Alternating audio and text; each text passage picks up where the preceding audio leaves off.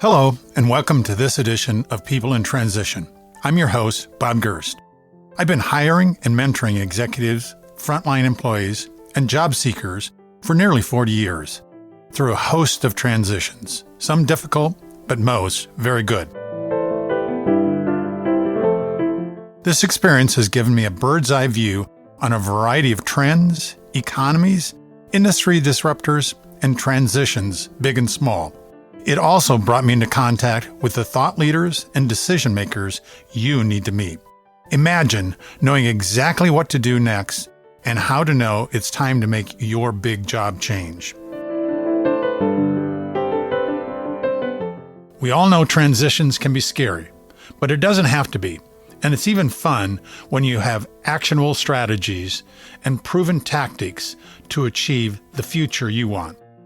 We'll share with you the tools and skills that can take your dreams to your next great job. So if change is on your horizon, you won't want to miss this discussion. Also, please subscribe to this podcast so you won't miss any future episodes.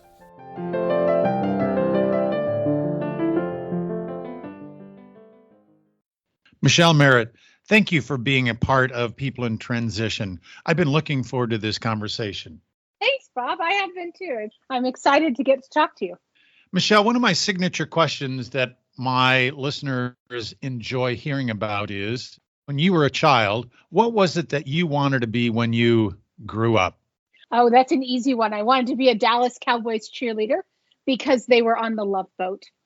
It's true. I thought that they were on the Love Boat. I'm aging myself right now, but when I was a kid, they got to be on the Love Boat. And so I thought being on the Love Boat would be the ultimate career-defining moment in life, and they were on the Love Boat. I live in Indianapolis, so don't tell my Indianapolis neighbors that I ever wanted to be a Dallas Cowboys cheerleader, but I could have switched to Indy. And Michelle, what were the transition moments that you experienced from seeing yourself as that Dallas Cowboy cheerleaders as a young child to where you're at today?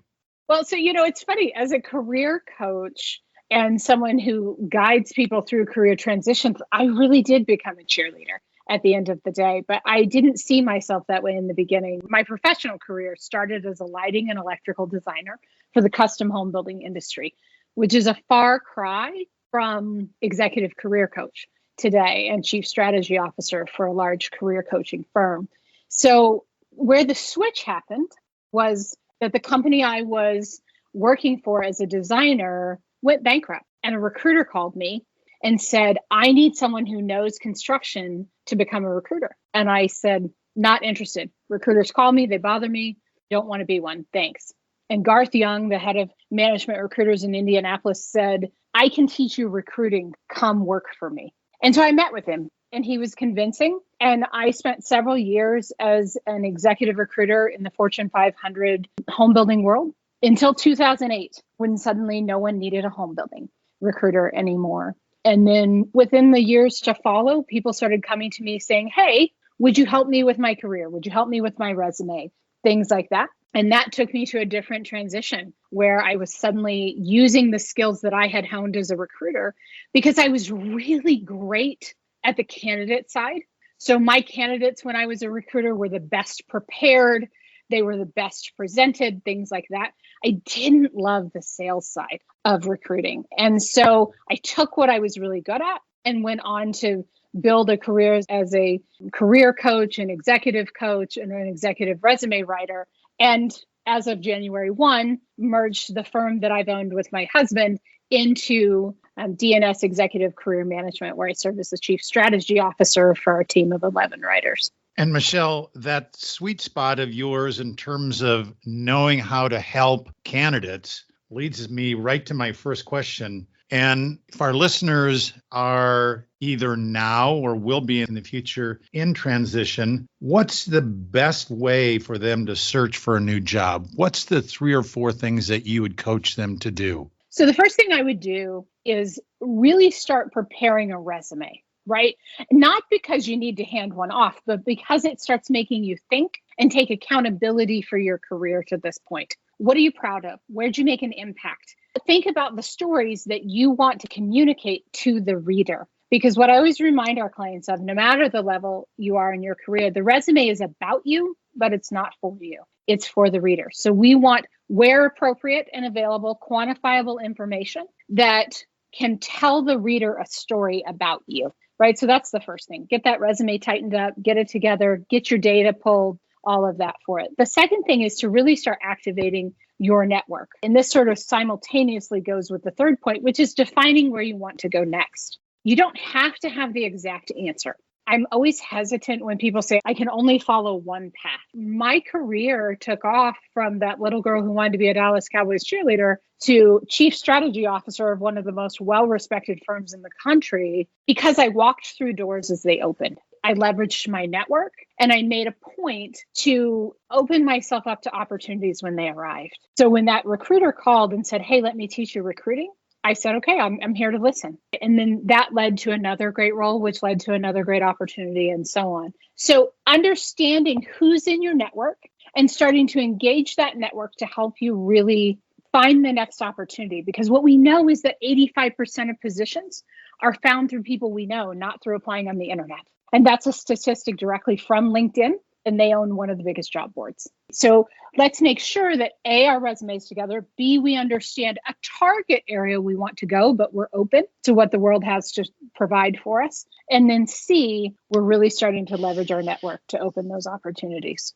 Michelle, what would be some of the indicators or the signals that I should be on the lookout for that tells me it's time for a job change? I love this question. And really and truly, it's different for each individual. But what I will say is think about your opportunity. Are you doing what you want to be doing, first of all? And sometimes we're not. Sometimes we take a job because we got to pay the bills, right? We got to keep the lights on. There's no shame in that. But what are the things you can be doing to further your career? Do you have opportunity to move up? And I want to clarify that because I have people come to me after 3 months, 6 months and say, well, they haven't shown me that I have an opportunity to move up yet. You have to put in the time. You have to put in the work. You have to prove yourself in these roles. So then it is a matter of, do you have opportunity that you've earned to take your career to the next step with your current employer? Do you love what you're doing? Maybe you don't. Maybe it is time for a pivot.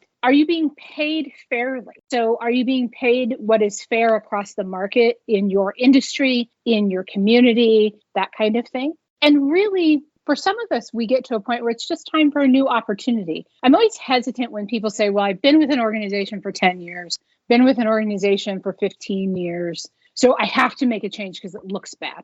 It doesn't look bad to stay with the same organization, assuming you're progressing forward in your career. Now, if you stay in the same role for 10 years and you're not satisfied with that, that's the problem. If you stay in the same role for 10 years and you are satisfied, great, that's your personal choice. But making sure that the career that you have and the role you have currently allows for opportunity for you to move forward, if that's where you want to go, that's what matters. And what have you seen as the primary hurdles individuals face during their career transition?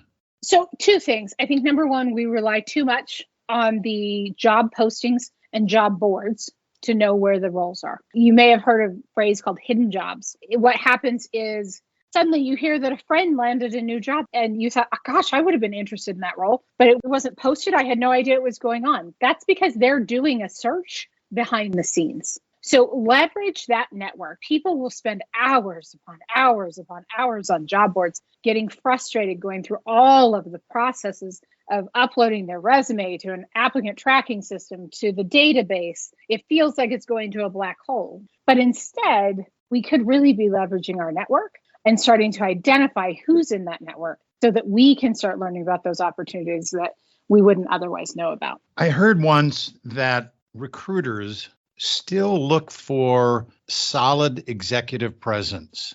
I'm curious your reaction to that, and how do I display my executive presence? I do think that recruiters and hiring managers both look for executive presence. So you don't have to be an executive to have executive presence. There's a great book out by Sylvia Ann Hewlett right now called EP, Executive Presence. If you want to check out there's an article in HBR, Harvard Business Review, that she wrote that sort of gives a good overview of the book. She talks about communications. She talks about having gravitas, that presence, that thing that feels somewhat ambiguous. But we want confidence. We want to present ourselves with confidence. We want to present ourselves in a way that says, I am proud of what I've done. I own my accomplishments and my achievements, and I am comfortable sharing them with you. And that's one thing that we see a lot of people struggle with, is continually saying we instead of I when they present their accomplishments, or downplaying their accomplishments. Your interview, your networking, this process of your career search is really your opportunity to speak to what you've accomplished and own those achievements. It's going to feel uncomfortable. That's okay. Stay in that uncomfortable place. That's the sweet spot. We're taught to downplay things. I'm a Midwesterner, as I know you are, Bob. And here in the Midwest, we tend to downplay our accomplishments and our achievements. Just put your head down and do the work and someone will notice. Not unless you tell them. So it's our responsibility to present that confidently. We care about our appearance. But appearance, they're finding, is less and less important. It's still up there, but less and less important. What's important is how we physically present ourselves. Again, as confident as people who are experts in you. Not all contacts are created equal. Mm-hmm. Some are more useful to you as a person in job transition. How do I know who to network with? I break my network into 3 categories. This is going to sound corny, but it's how I remember it. And I'll tell you that a lot of my clients now break their network up the same way. So my first group in my network is what I call my 2 a.m. group. These are the people that I can call at 2 o'clock in the morning. They are the people who will willingly get out of bed and help me. It's a short list of people for many of us. I would say for most of us, it's somewhere between 2 and a half dozen people. And remember that your network is made up of everyone you know. It is not only the people you've done business with. Your network includes your brother's, cousin's, neighbor's, sister's friend that can possibly help you with the next opportunity. So that first group, that 2 a.m. group, those are the people who you can call in the middle of the night. The next group is what I always call the 6 a.m. group. The 6 a.m. group are the people who will willingly help you outside of the normal course of the day, but probably not the people willing to get out of bed for you in the middle of the night. And then the last group is what I refer to as the 8 a.m. group. That 8 a.m. group are the people who throughout the course of the normal day will happily help, but not as eager perhaps as the 2 a.m. and the 6 a.m. group. Now, I had a client a while back that she added a 4th group to my list, which was in case of emergency only, meaning I really don't want to have to call on that person, but I will if I absolutely have to. So I divide my network up. I keep a list of who's in my network, and then I start to identify, what do I know about each person? Where do they work? Who's their significant other? Where do they worship? Where do their kids go to school? Where did they go to school? What do they do for fun? Who do they socialize with? Who do they drink with on Friday and brunch with on Sunday? What do I know about them? And as I start to sort of mind map, if you will, what I know about each person, I can start to identify who I need to reach out to first and who might be the next best person to connect with. Michelle, if someone asks me and I'm in transition, how's your job search going? How do you coach me to answer that question? I think truth is always good. I'm not one to hide the truth here, right? So I might, if I'm in a place of struggle, I might say, we're deep in the middle of the search, Bob. I'm deep in the middle of this search and I could use some advice. Do you have some time to talk? Because if someone's coming to you and asking about your search, chances are they're willing to help you. You may say, hey, it's going great. I'm talking to all these people, but always open to hearing more. Is there time we can get together and talk? So truth, certainly. I don't believe in sugarcoating things, but I also believe in being positive about the truth. I don't want you to really say, oh my gosh, this is the most horrible thing I've ever done. I can't stand this. This is horrible. I just want it to end. Nobody wants to work with that person and no one wants to recommend that person. However, if we say, listen, yeah, I'm going through it. It's tough. I'm not going to lie about it, but would love your input. Can we talk? It's a whole different approach. Michelle, if you're coaching one of your clients and they ask you for, just give me the top tips for preparing for this next interview that I'm going to be going on, what would be the things that you would tell that person? Number one, don't over prepare. So I want you to prepare, but I don't want you to over prepare. I am not a fan of role playing.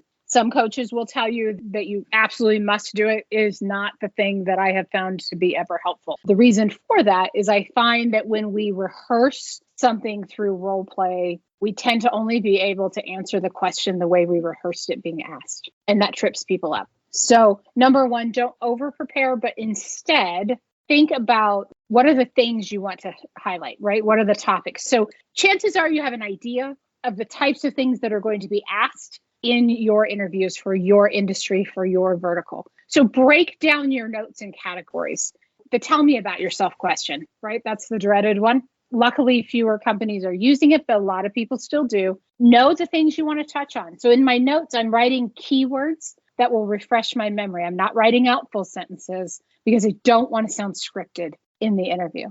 Maybe it's tell me about a time when you dealt with difficult people. Okay, great. So what are the keywords that I can write down to jog my memory for a story? And then making sure that I know the questions I want to ask the employer as well. I stay away from questions like, tell me about your culture, because everyone is going to give you the line that's written on the website because that's how they've been taught by HR. Instead, I want to know about change that's happening in the organization. I want to know about what the team that I'd be joining is like. How can I best help this team? How do I best support the person that I'll be reporting to? Let's kind of shift gears just a bit, Michelle, and talk about that resume. How do you construct an effective resume, and how do you help make it compelling to the reader? So remember that, again, it's about you, but not for you. It's for the reader. We always start with a summary with, 3 sentences, something that really gives the big picture, that 30,000 foot view of who you are as a professional to this point. It is not an objective. I hope everyone knows that gone are the days of the resume objective, but if that's news to you, get rid of the objective, focus on a summary, and make sure that the summary speaks to who you are, right? It's really tempting right now to use AI to write a resume for you and to craft that. It's okay to use AI as a starting point, but you need to make sure that it's really speaking about you and who you are as a professional. Then we start to talk through your accomplishments and your achievements in the various roles that you've held, focusing really on the last 10 to 15-ish years, depending on where you're at in your career. Again, think about the roles that really matter to where you're headed.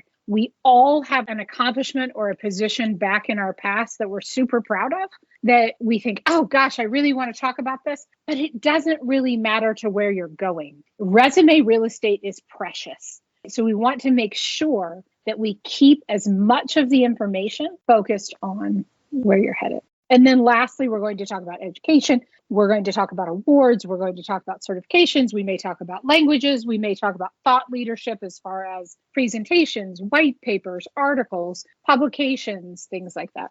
And Michelle, do you need to have a targeted resume for each company you're going to be talking with?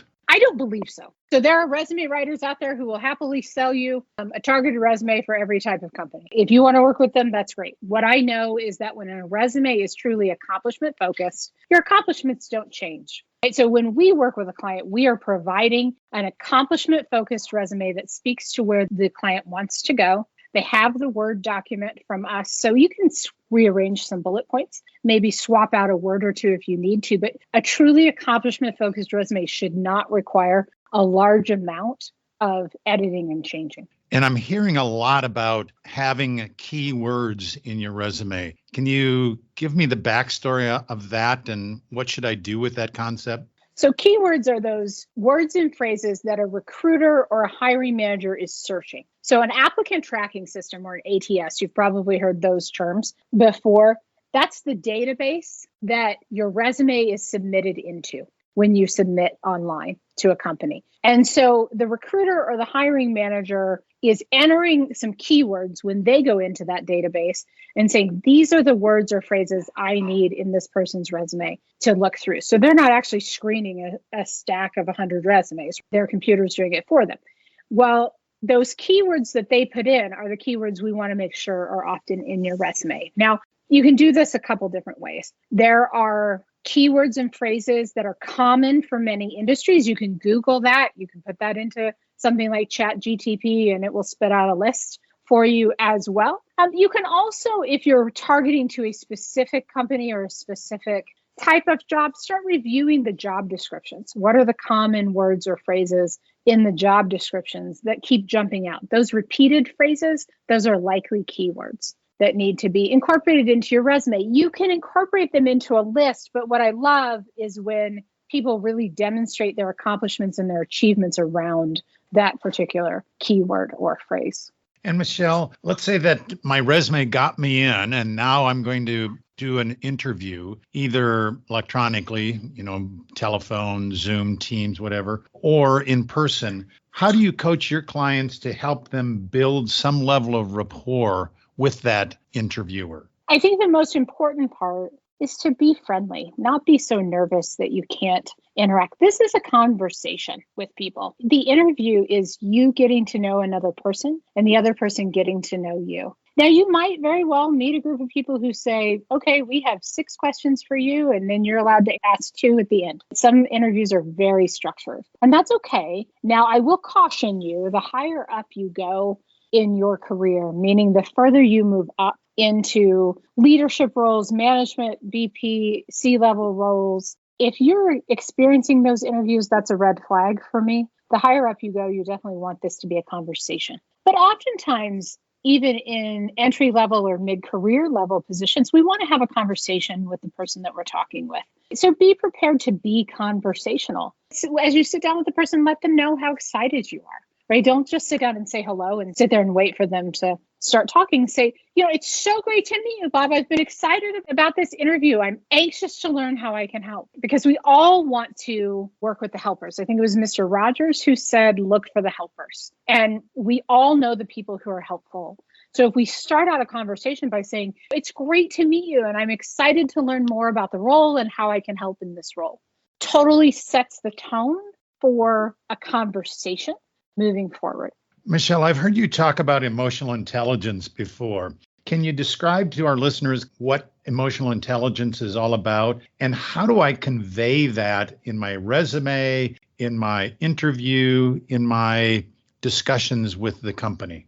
Emotional intelligence is what we used to call soft skills. So it's problem solving, it's leadership, it's those communication skills, things like that. It's not just IQ or the book learning.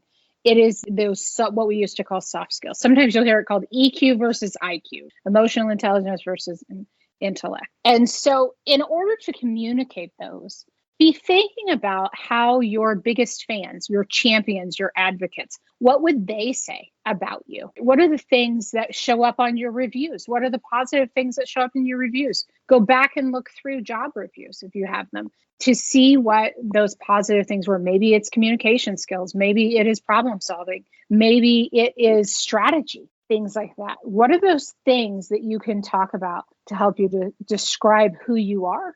And so think about those EI or EQ, emotional intelligence, sort of EQ sort of skills, and how you communicate them. So you solved a big problem at work. Those are problem solving skills. That's EQ. You crafted a communication for an entire team of people and reworked a communication strategy. Great, communication, super. Be thinking about the examples of how you demonstrate those soft skills and how you lead your teams accordingly, or lead from within the team. You may not have people directly reporting to you, but you might lead on a project.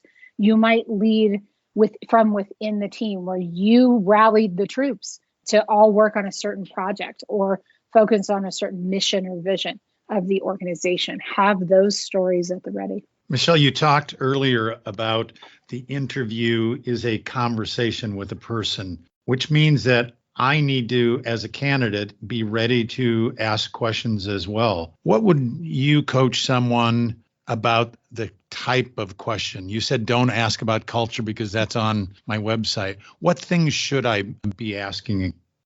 Start listening to the questions being asked. This strategy is going to require you to be willing to pivot at a moment's notice, but start listening to the types of questions that a recruiter or a hiring manager is asking. I'll give you an example. So I consulted on a set of interviews for a company. This was several years ago. They were department manager interviews.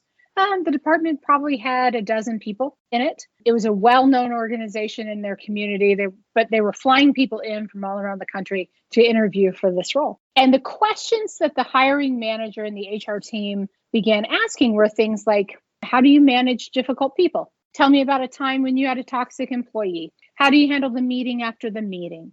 Things like that. Not one candidate said, I am detecting a lot of people questions. Tell me what's going on with your team. Not one candidate asked that. After all of it was said and done, I asked the team, after all the candidates had left, and said, what's going on? You clearly have a people problem. There's a theme happening in these interviews. Well, it turns out there was a legacy employee who thought they deserved the position and they weren't going to be given the position. And so this new manager was going to be walking into a little bit of a mess. Would have made a big difference if that person had asked that question ahead of time and at least knew what they were getting into. So look for the themes. Maybe it's around budgets. Maybe it's around people. There could be a variety of different topics. But if you're detecting a theme in the interview, don't be afraid to say, hey, I've noticed we've talked a lot about budget issues or compliance issues. So tell me what's going on. Tell me how I can best help in that area.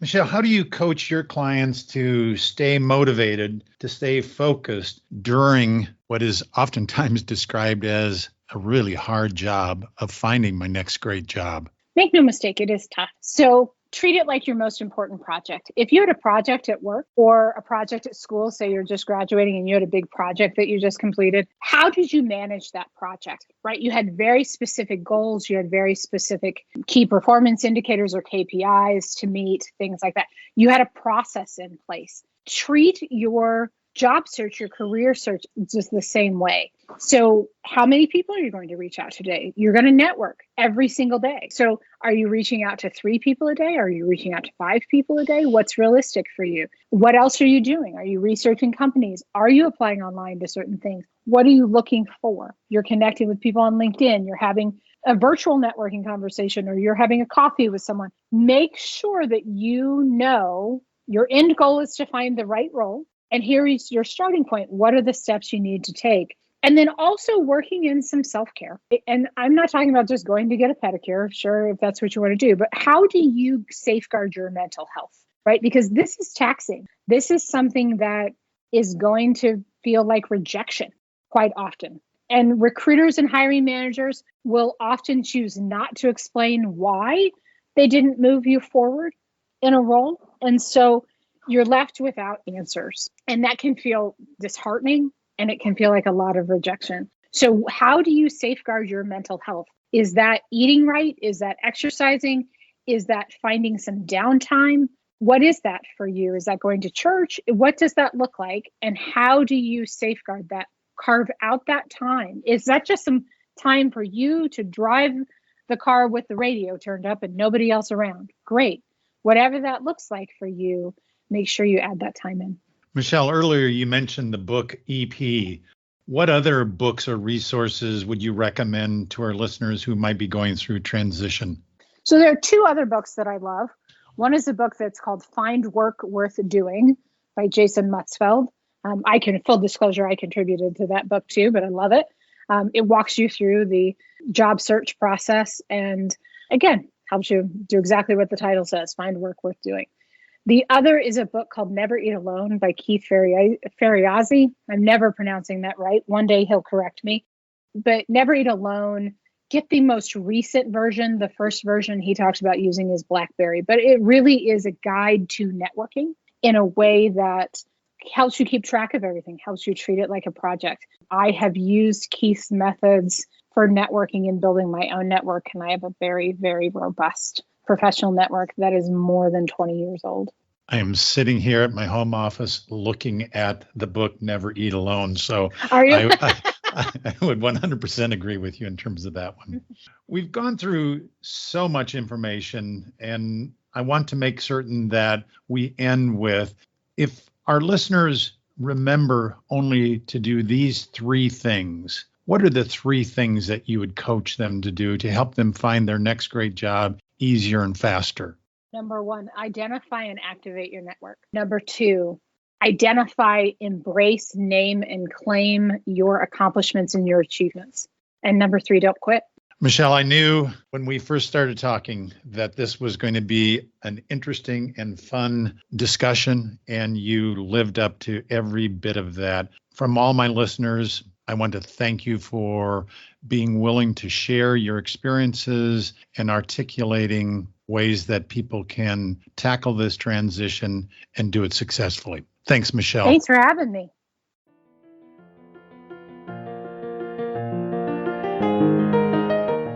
Thank you for listening. We're working in unprecedented times. The purpose of these episodes is to give you the support and critical tools to adjust with the changing marketplace. I'll continue to introduce you to guests who have successfully survived their own obstacle course and can share useful information. If today's message was helpful to you, please share it on your social media. Your review and rating helps get this to more people.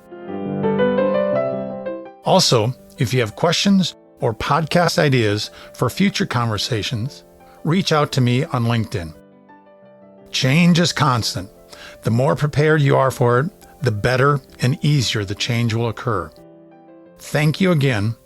This is your host, Bob Gerst. See you at our next episode.